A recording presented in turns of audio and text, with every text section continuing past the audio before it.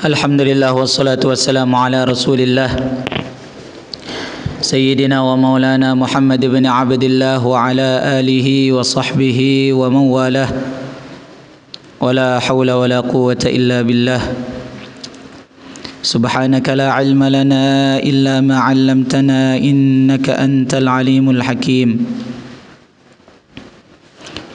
أما بعد قال المصنف رحمه الله تعالى ونفعنا به وبعلومه في الدارين آمين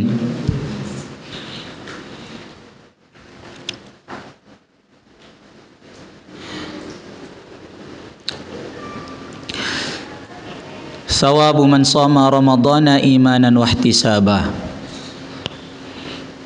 pahala bagi orang yang berpuasa pada bulan Ramadan dengan iman dan ihtisab. Ulama menjelaskan maksudnya ihtisab di sini apa? Ihtisab adalah berharap pahala.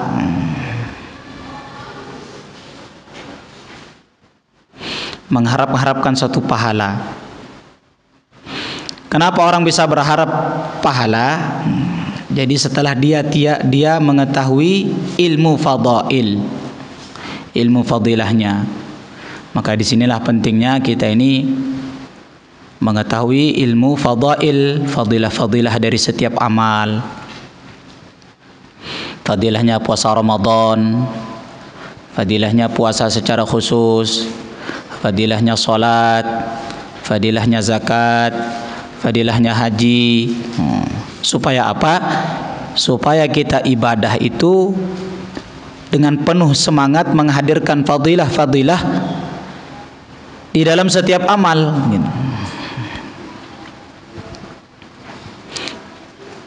Jadi kita beramal mengharapkan pahala dari Allah, mengharapkan balasan dari Allah, bukan berarti itu tidak ikhlas. Beramal untuk dapat surga, ya itu enggak ikhlas namanya, katanya. Beramal untuk dapat pahala itu enggak ikhlas. Siapa bilang? Orang yang menjanjikan surga itu Allah kok. Jadi kita beramal untuk mendapatkan surga itu enggak salah. Kenapa? Karena kita beramal untuk mendapatkan janji Allah. Yang menjanjikan surga itu kan Allah, yang menjanjikan pahala itu kan Allah. Walaupun para ulama menjelaskan, walaupun memang derajat yang tertinggi beramal itu adalah semata-mata karena mendapatkan ridha Allah, tapi kalau orang beramal untuk mendapatkan pahala, untuk mendapatkan surga, dijauhkan dari api neraka, itu juga tidak salah, karena yang membuat janji itu kan Allah.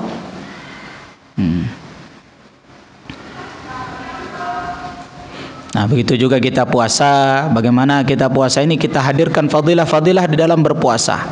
Karena hadis-hadis Nabi banyak sekali menjelaskan tentang puasa. Disitulah kita belajar yakin atas janji-janji Allah, atas janji-janji Rasulullah. Jadi kalau kita taat, pasti kita akan sukses.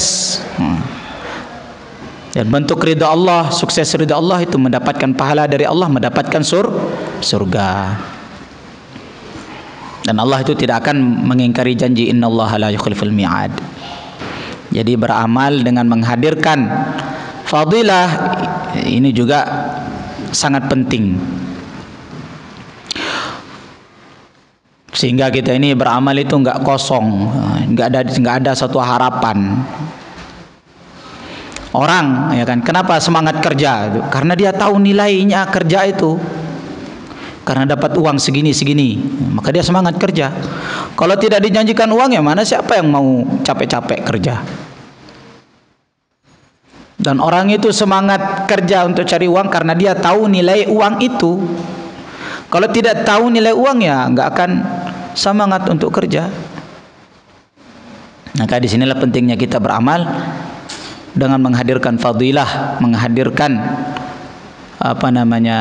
fadilah di dalam setiap kita amal. Ihtisab, ini namanya ihtisab. Qala Allah Subhanahu wa ta'ala, Allah Subhanahu wa ta'ala berfirman, Ya ayyuhalladzina, hai orang-orang amanu yang mereka beriman, kutiba telah diwajibkan alaikum atas kalian semua as-siyamu puasa kama sebagaimana kutiba yang telah diwajibkan alal ladzina ke atas orang-orang min qablikum dari sebelum kalian. Jadi ulama menjelaskan kewajiban puasa, syariat puasa ini bukan hanya Allah syariatkan kepada umatnya Rasulullah, tetapi puasa ini sudah Allah syariatkan kepada umat-umat terdahulu. Ini dalilnya kama kutiba alal ladzina min qablikum. Bahkan ulama menjelaskan mulai zaman Nabi Adam sudah ada puasa, tapi tertibnya ya berbeda-beda dengan cara kita sekarang. Ada yang puasanya puasa wisol, nggak ada buka, macam-macam model puasanya. Nah, kalau kita sekarang tertibnya puasa dari terbitnya fajar, sudah kita menghindarkan diri kita dari makan perkara-perkara yang membatalkan puasa sampai terbenamnya matahari. Dari situ terus 1 bulan. Kalau umat-umat terdahulu ada yang sampai diwajibkan dalam setahun itu mereka puasa 2 bulan, sebagaimana umatnya Nabi Musa. Bahkan umatnya Nabi Musa itu awalnya mereka difardukan puasa 1 bulan. Tapi ada raja pada zaman mereka bernazar, oh saya mau teruskan 10 hari biar 40 hari saya puasa, saya kuat kok. Akhirnya setelahnya disyariatkan puasa 40 hari. Setelah itu ada umat lagi mampu, oh saya mampu kok 50 hari. Akhirnya bernazar 40 hari. Akhirnya orang setelahnya juga diwajibkan 50 hari. Setelahnya lagi ada yang bilang saya mampu kok puasa itu sampai 2 bulan 60 hari. Akhirnya ringkasnya diwajibkan kepada mereka puasa 2 bulan. Maka orang-orang setelah mereka itu keberatan puasa dalam setahun 2 bulan, untuk berat sekali. Maka kata ulama ini pelajaran bagi kita, jangan sampai kita menambah-nambah suatu amal akhirnya menjadikan orang lain jadi berat untuk beramal. Ini memang Bani Israel banyak begitu, tanya, akhirnya tambah memberatkan mereka. Setelah itu mereka tidak bisa amal, berat, akhirnya nggak beramal. Nah, ini puasa ini telah diwajibkan kepada kita semua. Puasa Ramadan diwajibkan kepada kita semua. Tujuannya apa? Di antaranya adalah supaya kita ini jadi orang yang bertakwa. La'allakum tattaqun, supaya kalian jadi orang yang takwa. Maka ulama menjelaskan, jadi puasa ini, puasa pada bulan Ramadan ini adalah satu pendidikan, satu tarbiyah supaya kita ini menjadi orang-orang yang ahli takwa. Satu derajat yang sangat tinggi di sisi Allah. Nah, di sini lafadznya la'allakum tattaqun, menggunakan la'alla. Kalau kamu lihat dari kitab Nahwu Jurumiyah itu, maknanya la'alla itu apa? Ustaz, litarajji atau litawakku. Litarajji itu mengharapkan suatu perkara yang mungkin terjadi. Contohnya la'allal habib ya'udu, semoga saja kekasihku datang. Jadi harapan yang mungkin terjadi. Beda dengan tamanni. Kalau tamanni itu kan harapan yang tidak mungkin terjadi. Laitas sabab ya'udu, semoga masa muda saya kembali lagi, sudah tua. Nah, itu kan sulit terjadi, mungkin atau tidak mungkin atau sulit untuk terjadi. Tapi kalau la'alla yang aslinya dalam kitab Jurumiyah itu maknanya taraji, harapan yang mungkin terjadi. Atau maknanya litawakku, untuk takut kepada suatu perkara yang akan terjadi gitu. Jangan-jangan ustadz datang, mungkin la'allal ustadz ya'ti, jangan-jangan ustadz datang. Nah, ini kan kenapa? Karena dia takut ustadz datang, mungkin dia lagi main HP. Bisa menggunakan la'alla. Tetapi kalau di dalam Al-Quran atau yang berfirman itu langsung Allah, bukan maknanya taraji, tetapi di situ maknanya adalah tahqiq. Tahqiq itu ya taukid, pasti. Nah, kalau Allah mengatakan la'allakum tattaqun, berarti maknanya pasti kamu akan jadi orang yang takwa. Kalau benar-benar kamu melaksanakan puasa dengan sungguh-sungguh, dengan tertib-tertibnya, ya, dengan tertib-tertib puasa, maka pasti kamu akan jadi orang yang takwa. Nah, derajat takwa itulah yang kita cari, ya kan?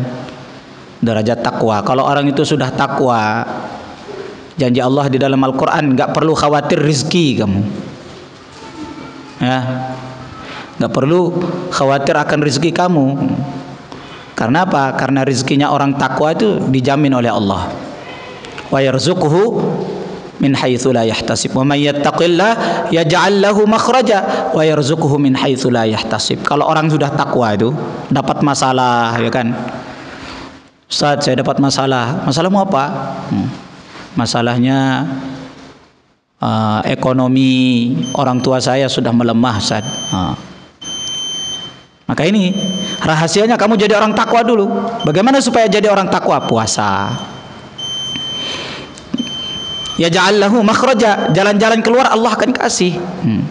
Masalah apa saja, masalah ngaji kamu, Ustaz nggak paham-paham saya ngaji. Oh, kamu kurang takwa. Kalau kamu takwa pasti kamu akan diajarkan oleh Allah.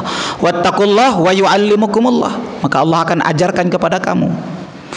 Maka ulama mengatakan di antara cara untuk mendapatkan ilmu agama, ilmu laduni itu di antara caranya adalah takwa. Karena kalau orang takwa itu Allah sendiri yang langsung akan mengajari dia. Kalau kita nggak paham-paham mungkin kurang takwa. Apa itu takwa? Kata Imam Ghazali, takwa itu biar mudah kita memahami. Orang itu senantiasa hati-hati sikapnya, seperti orang yang berjalan di tengah jalan yang penuh dengan duri, maka dia akan hati-hati jalan itu. Nah, begitu juga hidupnya orang ahli takwa itu, ya, hati-hati jalannya. Ini kalau saya berbuat kayak gini salah nggak menurut agama? Haram nggak ini? Ini halal nggak? Halal yang subhat apa enggak? Jadi jangankan dia berbuat perkara haram, subhat saja yang ada subhat-subhat campur-campur haram sedikit itu aja dihindari. Jadi ini takwa ini namanya. Nah, kalau kita sudah dapat derajat takwa, masya Allah sudah beres urusan kita. Urusan rizki dijamin oleh Allah Subhanahu Wa Taala.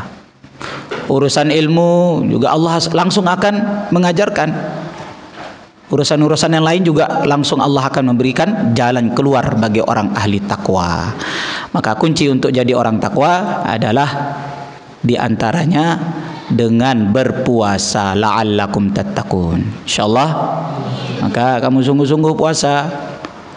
Jangan puasa secara fikih saja. Membatalkan puasa, memasukkan suatu perkara yang dari lubang itu loh, bibir, hidung, telinga, dubur dan kubul, itu membatalkan puasa. Itu puasa secara fikih, ya kan? Kalau kamu pengen punya nilai khusus di dalam puasa, ya kamu juga harus puasa dengan puasa yang lebih tinggi, puasanya orang-orang yang khusus, puasanya para orang ahli tasawuf. Puasa dari jangan ngomong perkara-perkara yang kotor, jangan menggunjing orang, ya kan? Jangan melihat perkara yang haram, jangan berkata perkara yang haram, jangan mendengar perkara yang haram. Ya. Biar pahala puasa kita tidak batal. Memang kalau secara fikih sah-sah saja puasa kamu kalau kamu menggunjing orang, mencaci maki orang, sah-sah saja. Ya kan, melihat perkara haram sah-sah saja karena tidak ada di dalam fikih perkara yang membatalkan puasa adalah melihat laki-laki atau wanita yang bukan mahram, melihat auratnya. Enggak ada dalam fikih. Kita fikih mana itu? Ya kan? Tetapi secara tasawuf, ya kan, itu membatalkan pahala puasa. Maka kita jauhkan perkara yang membatalkan puasa secara fikih, kita jauhkan juga. Perkara yang membatalkan puasa secara tasawuf, pahalanya puasa kita jauhkan juga. Insyaallah biar kita mendapat derajat muttaqin, termasuk dalam golongan orang-orang yang takwa. Wallahu taala alam.